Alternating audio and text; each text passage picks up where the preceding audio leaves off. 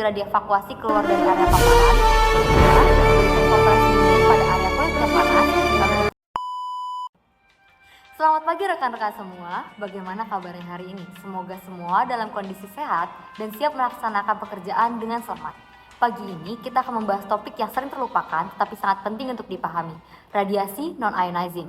Radiasi jenis ini tidak berasal dari bahan radioaktif, tetapi dari sumber-sumber seperti sinar ultraviolet atau UV pada proses pengelasan, gelombang elektromagnetik dari antena atau radar, dan sinar laser yang digunakan di industri atau laboratorium.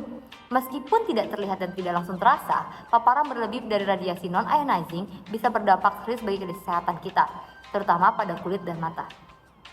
Sebagai gambaran, izinkan saya memberikan satu contoh kasus. Seorang teknisi sedang melakukan perawatan di dekat area antena pemancar. Karena menganggap pekerjaannya hanya sebentar, ia tidak memakai pelindung dan berdiri terlalu dekat dengan antena yang masih aktif. Setelah beberapa menit, ia merasakan pusing. Kulit wajah terasa panas dan matanya perih. Penanganannya dilakukan dengan cepat. Yang pertama, pekerja segera dievakuasi keluar dari area paparan. Kedua, diberikan kompres dingin pada area kulit yang panas. Lalu ketiga, dibawa ke klinik untuk pemeriksaan lanjutan dan observasi. Lalu yang keempat, sumber radiasi segera dimatikan dan area tersebut diberi tanda bahaya serta pembatas agar kejadian tidak berulang. Dari insiden itu, kita belajar bahwa radiasi non-ionizing tidak bisa dianggap sepele. Dampaknya bisa muncul tanpa kita sadari, karena radiasi ini tidak memiliki bau, warna, atau sensasi langsung seperti panas api. Untuk mencegah hal serupa, kita harus memperhatikan langkah-langkah berikut. 1. Kenali sumber radiasinya. Pahami alat atau area mana yang memancarkan radiasi.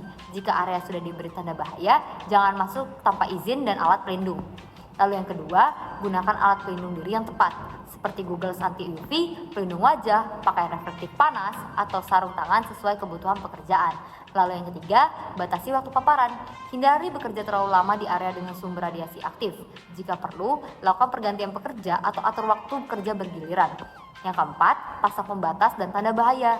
Gunakan signage yang jelas agar orang lain tidak masuk tanpa sengaja. Lalu yang kelima, lakukan toolbox meeting dan briefing sebelum bekerja. Pastikan semua personel tahu batas aman, area paparan, dan prosedur darurat. Sebagai penegasan, radiasi non-ionizing memang tidak terlihat tetapi efeknya bisa nyata, mulai dari iritasi kulit, gangguan mata, hingga kelelahan akibat paparan energi panas.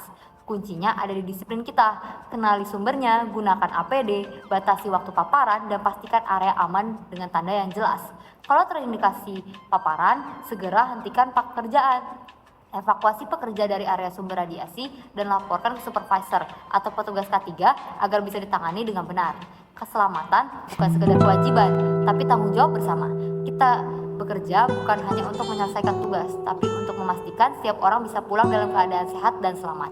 Terima kasih atas perhatiannya dan mari kita mulai pekerjaan hari ini dengan fokus, disiplin, dan aman.